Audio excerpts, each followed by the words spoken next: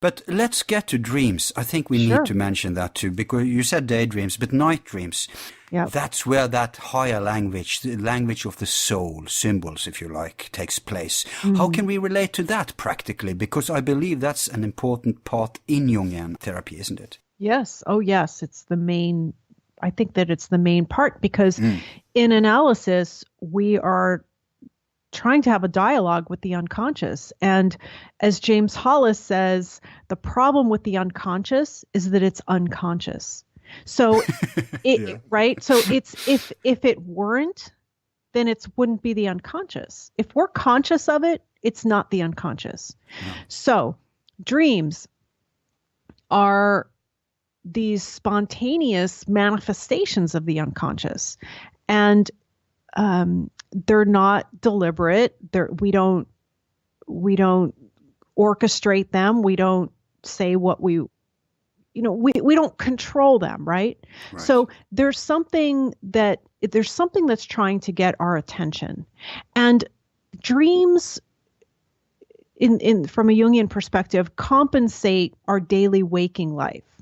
So we can look to our dreams to figure out where we're being one-sided in our everyday life because it's something that's trying to get our attention, which is the other side. Because the psyche, here's my go-to.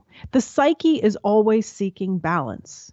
So if something's trying to get my attention, it's trying to show me where I'm being one-sided.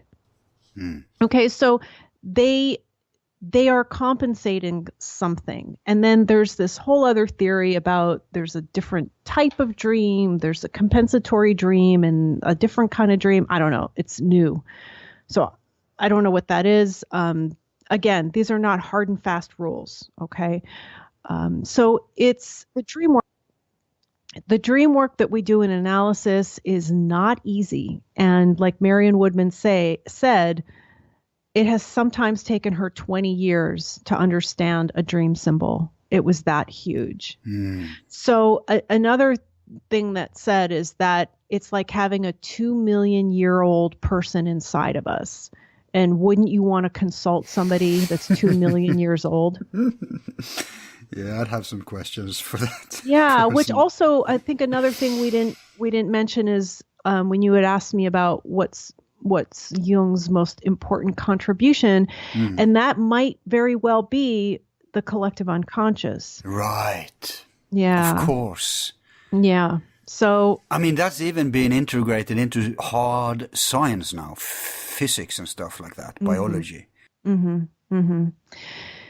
yeah, so the collective unconscious, we have a personal unconscious, and the collective unconscious is made up of it's this other layer of all the inherited elements. But can you call the personal unconscious? Is it okay to call that subconsciousness? I'm getting into terms now because I know that's not his term. I know that's a modern term. Yeah. But wouldn't that equal the personal unconscious? I think not. I think that if something is below the level, I don't know if we're splitting hairs here. If something is below the level of consciousness, I don't know that makes it unconscious. Maybe it does. Good point. But I wouldn't refer to it as subconscious. Good point. Do you know the difference between sub and un? If it's un, it is not. If it is sub, it is below. So to me, they mean different things.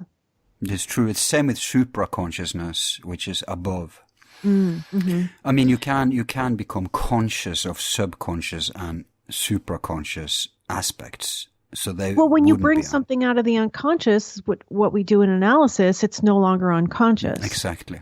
Yeah, and so dreams is you're transforming it. Dreams is one way of finding out what's going on in the unconscious. Artwork is another way, and I love that. I did that a lot in analysis because dream work was very difficult for me, extremely difficult. But for me to draw and then bring those drawings in and have my analysts look at that I love doing. Yeah, arts and expression therapy, they use a lot of Jungian concepts, and this has been researched, and it's proven that the most effective healing method, probably the most, at least it's extremely effective, even on huge traumas, like war, refugees and stuff, is to use your creativity. Did Jung say anything about this? Oh, yeah. I can't understand. I can't believe he wasn't aware of this. Oh, yeah. The creative function, huge. It's about healing, and that's how we heal. But I just want to say, we were talking about the collective unconscious, and people want to know what that is. Yeah. It contains all the spiritual heritage of our evolution. And it is... it makes his psychology, I think, different than any other psychology. As he takes this into consideration, is that there is this other layer of the unconscious and he came up with this theory because of how he observed these recurring motifs in other cultures during his travels.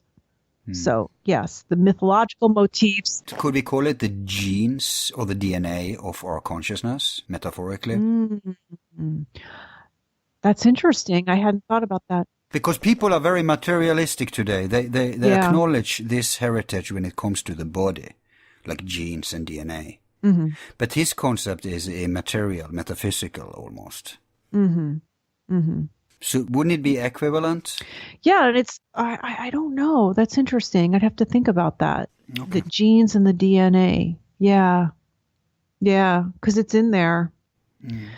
So, but I love what you said about art therapy. And what I'm doing with my podcast is I'm trying to fill in holes right now. And for instance, I recognize that I hadn't done an episode on dreams.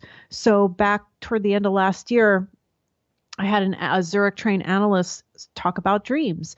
And now I have an art therapist coming on. She's actually, I just interviewed her husband, Swan-Foster.